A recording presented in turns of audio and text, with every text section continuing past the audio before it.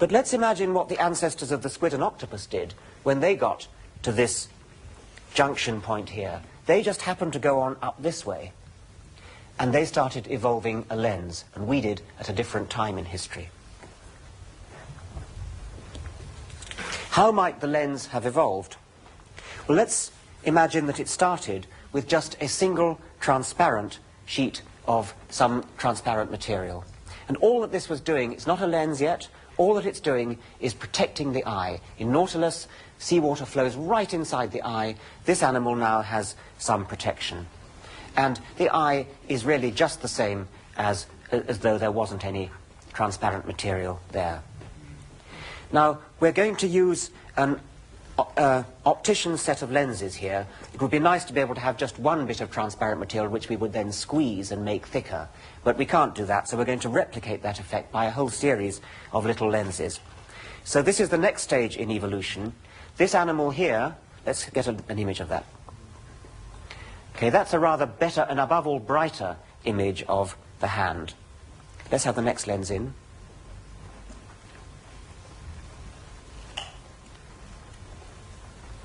Right, now, if an animal that had an eye like that would have a really very, very clear view of its world, it could tell exactly what its predator was. Would anybody like to come out and have their face looked at? Right, yes. What's your name? Davina. Say it again? Davina. Davina. Now, did you remember where Bryson put his hand? Can you put your face just down there? We need the lights down, I think, for this, don't we? There we are. Very nice. This animal can even see what its predator's face looks like. Upside down, but we all see upside down. Thank you very much, Davina.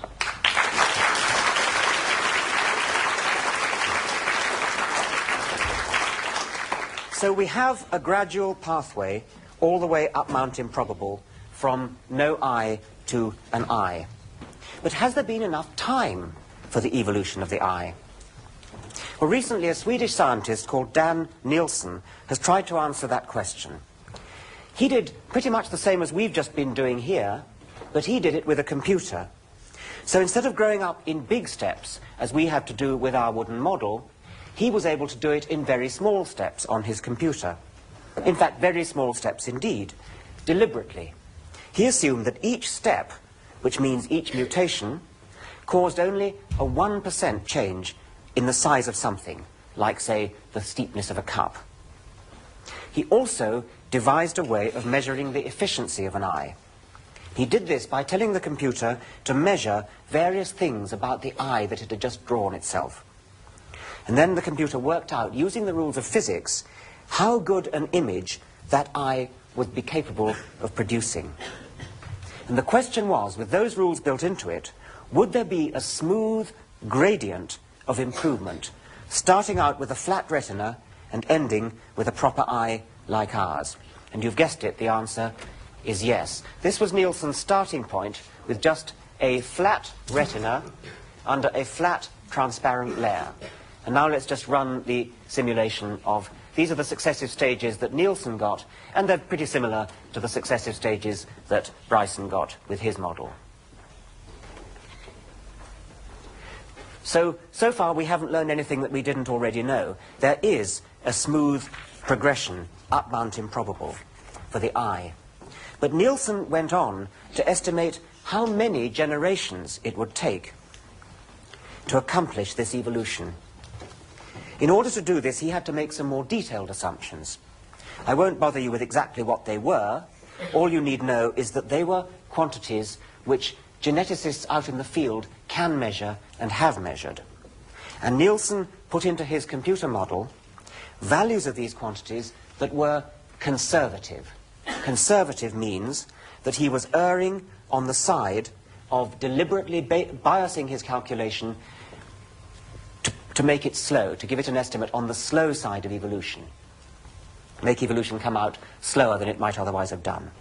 But in spite of this, in spite of his being conservative, and in spite of assuming that each mutation could only cause a 1% change, which is another conservative assumption, Nilsson found that the evolution of the eye we've just seen would take a surprisingly short time. It would take about 250,000 generations. Well, that might sound like quite a lot of generations, but we have a rather warped perspective, because after all, each one of us is only good for one generation. But our human perspective is not the one that matters. The one that matters is the geological timescale. And on the geological timescale, 250,000 generations is next to nothing. Probably only about 250,000 years, since the animals we're talking about would probably have had a generation time of about a year. And 250,000 years is really too short for geologists to even measure.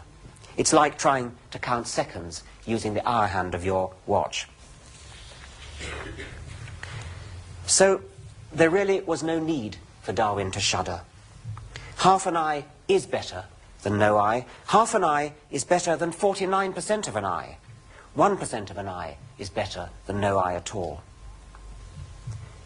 And far from there not being enough time for the evolution of the eye, the evolution of the eye is so quick and easy that it must have happened many, many times over. Eyes can evolve at the drop of a hat.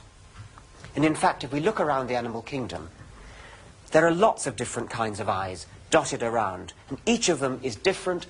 Many of them work on completely different principles, and they have evolved quite independently of each other, many times over.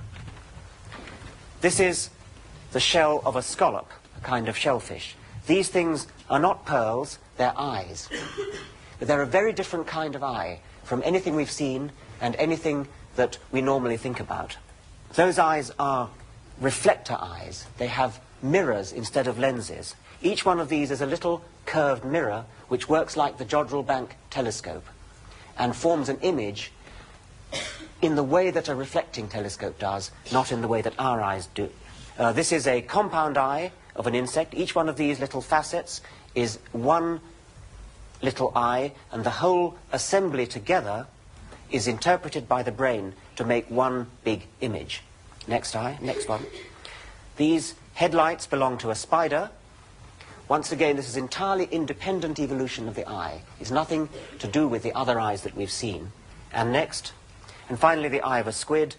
This is the skin of a squid. There's its eye. The squid has a very excellent eye, very like ours, with a proper lens, proper camera principle. But you can tell by looking at the details of it, especially how it develops, that it evolved entirely independently of ours. The same principle was hit on entirely independently of ours. Once again, remember that each step is a small piece of random luck. As such, each step is not particularly impressive. In fact, it had better not be impressive, because if it was, it would be a miracle, and we'd no longer have a true explanation.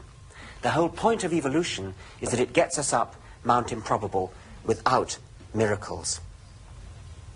Now I want to welcome two magnificent pinnacles of evolution on different peaks of Mount Improbable.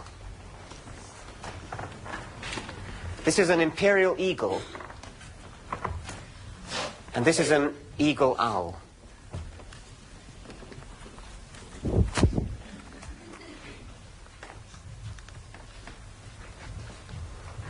Look at the eagle first. It's a superb machine for catching prey. Its eyes are more acute than anything that we can offer.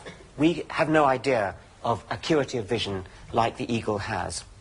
Its claws are capable of gripping in such a way that it's almost impossible, once they've gripped you, to get them off. They have a ratchet mechanism inside, so that the bone just catches and the eagle can hardly be prized off your hand. Look at the beak, a superb instrument for tearing up its prey.